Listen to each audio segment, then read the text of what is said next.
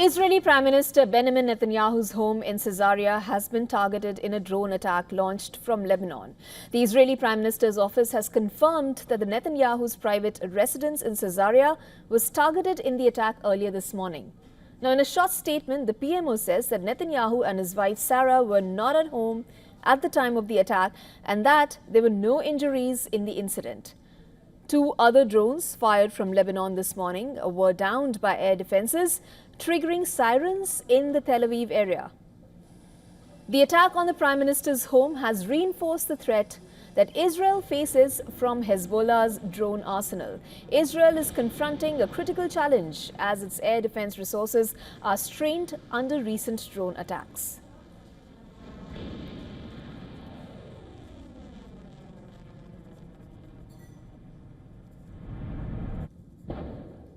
Unlike rockets, they fly on a different flight path. They can move in different directions during their flight. They tend to go lower to the ground. They are slower and smaller than rockets and missiles. Taken together, this can make them much harder to detect. In fact, sometimes they're even mistaken as birds. Earlier this week on Sunday, a drone penetrated 64 kilometers into Israeli territory. It reportedly slammed into a mess hall filled with troops eating dinner, killing 4 soldiers and wounding over 60. Sunday's drone attack on the Golani Brigade's base highlighted a critical gap in Israel's defenses. The Hezbollah said the drone was able to penetrate the Israeli air defense radars without being detected and reached its target. It claimed it had outsmarted Israel's air defenses by simultaneously launching dozens of missiles and squadrons of drones simultaneously. Now, experts say that Israel has spent years focusing on strengthening its air defense systems to improve protection against rockets and missiles. But drones were not seen as a top priority. During the current conflict, Israel's ability to detect and intercept drones has not been as successful as its capabilities against rockets.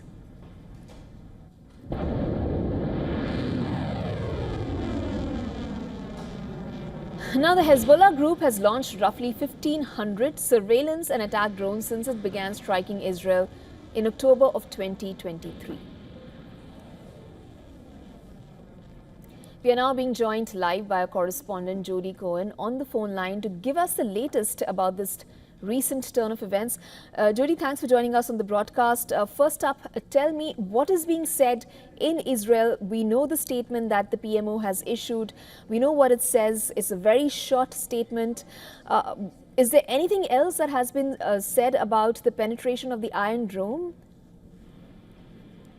Hi, Isha. Yes, so this drone seemed to penetrate into the area of Caesarea, which is slightly north of the center of the country. It's north of Tel Aviv, which is, of course, the economic capital of Israel. The Prime Minister's office statement, as you said, confirms that Netanyahu's home was targeted in a drone attack. Nobody was home at the time and nobody was hurt in the incident. And we're hearing reports that part of the home was actually hit. Now, this is Prime Minister Netanyahu's private residence. It's a place that he and his wife Sarah go to sometimes at the weekends. Most of the time, of course, they live in Jerusalem. We've heard that the drone attack was from Lebanon, so presumably from Hezbollah, that 2 other drones were intercepted and sirens were sounded in the Tel Aviv area. And we're also hearing that 55 rockets have been fired towards several communities in northern Israel this morning. That's around the Haifa area. Right. Haifa is Israel's 3rd largest city, and 2 people have been injured from shrapnel in those attacks as well. Right. Thank you so much, Jody, for joining us with the latest on that. We are now being joined by Daniel Levy from London. Daniel is the president of the US Middle East Project. Daniel, first up, what's the first thought that comes to mind, especially after what we heard after the statement from Ayatollah Khamenei that Hamas is still alive? What is the first thought, of course, that comes to mind? Well, of course, anyone who thinks that a popular resistance movement based not on the appeal of an individual leader, but based on the conditions under which its people live, Anyone that thinks such movements can be defeated has not been paying attention, not in Palestine, and not in history, and not across the world. This is not how such situations end. When you have a system of structural violence where people are denied their rights, there will always be resistance. If there's no political solution, then there will always be armed resistance. In the very immediate term, what this tells us is that the thinking in September, perhaps, that with the assassination of Nasrallah and other senior commanders, with the mass maiming event of the pagers and walkie-talkies, that Hezbollah was decimated. This has also proven to be a fantasy. Yes, degraded, but incapacitated. No, it has the drones, it has the missiles, and it has the fighters on the ground, which is why we see extremely slow progress being made by the Israeli ground incursion. And Hamas will also not be defeated with the death of Mr. Sinwar. Daniel, I want you to speak a little about the nature of the attack. We were just talking to our correspondent, Jody, who said, of course, the Prime Minister is mostly in Jerusalem, where he lives for the most part of the year. However, this attack targeted the Prime Minister of Israel.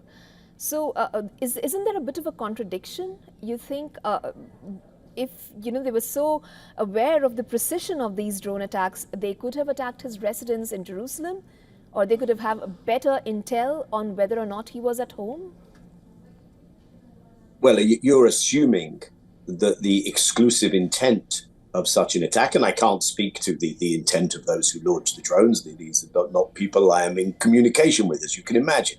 But you are assuming that the exclusive intent was to kill an individual rather than to demonstrate capacity and accuracy, and to reinsert some deterrence and remind people that that capacity exists. I don't think taking out, see, this is the thing, we get locked into this mindset that you remove someone, the head of a regime, the head of a militant group, and somehow this solves the problem. There are many other things going on here.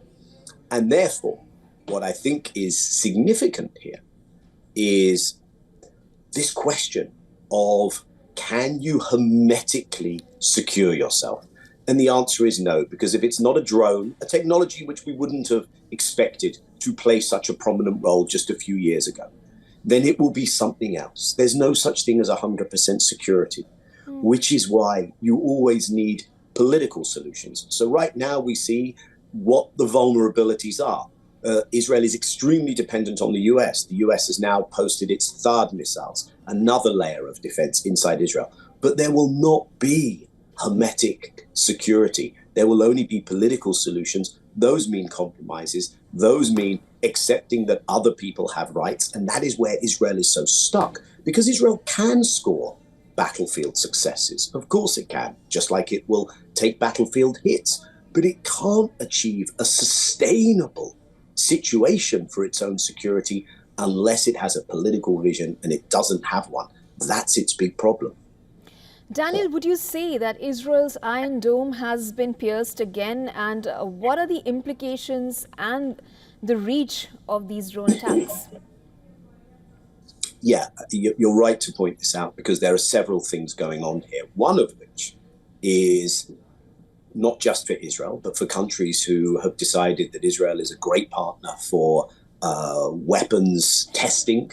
It can test those on the civilian Palestinian population. It's a good partner for technology. It has a strong high-tech industry to use weapons tech, AI weapons, robotics, automated weapons. So there's also a bit of a showroom display. That sounds callous. It is callous going on here, which is this working? What are the vulnerabilities of that? And sure, we see some impressive technology, but we also see that it can be circumvented. And what we're seeing is something of a closing of the qualitative edge gap. Israel has tremendous destructive capacity. We've seen that in the devastation in Gaza, the killing of 42,000 plus civilians. We don't know how many more are under the rubble, 16,000 children.